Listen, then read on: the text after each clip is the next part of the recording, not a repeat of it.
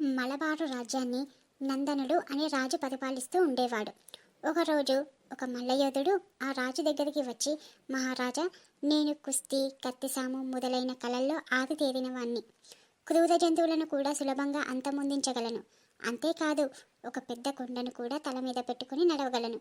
నా బల సాహసాలకు తగిన జీతం, ప్రోత్సాహం ప్రభువులైన మీరే ఇవ్వగలరు.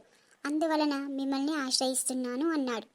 రాజు అతని మాటలు విని అంతటి బలవంతుడు, పరాక్రమశాలి తన కొలువులో ఉంటే మంచిదని భావించాడు.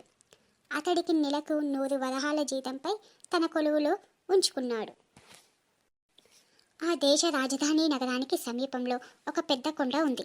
ఆ కొండ మీద ఉన్న అరణ్యంలో ఎన్నో క్రూర మృగాలు నివసిస్తూ ప్రజలకు తరచుగా కష్టాలని కలిగిస్తూ ఉండేవి. రాజు ఆ మల్లయోధుడిని పిలిచి, ఒకరోజు, వీరుడా, నీవు నీ తల మీద కొండను కూడా మోయగలనని చెప్పావు, జ్ఞాపకం ఉందా అని అడిగాడు. మన రాజధాని నగరం దగ్గరలో ఒక కొండ ఉంది. ఆ కొండ మీద జీవించే క్రూర మృగాల వల్ల మన రాజ్యంలోని ప్రజలకు ఎన్నో కష్టాలు ఎదుర్కొంటున్నారు. ఆ కొండను ఎత్తి దూరంగా తీసుకువెళ్ళి పడేసిరా అని ఆజ్ఞాపించాడు.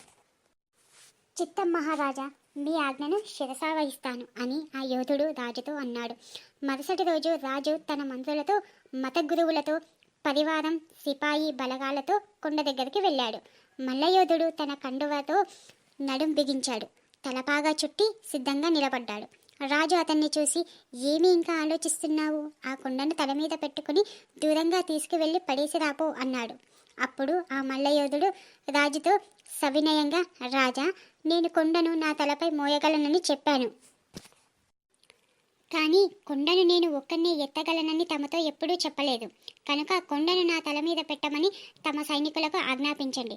అప్పుడు నేను దాన్ని మోసుకెళ్ళి మీరు ఎక్కడ పెట్టమంటే అక్కడ పెట్టేసి వస్తాను అని జవాబిచ్చాడు. అప్పుడు రాజు, ఔరా, ఏమి ఈ మల్లయోధుడు తెలివితేటలు అని ఆశ్చర్యపోయాడు. అపాయాన్ని ఉపాయంతో ఎదిరిస్తారు.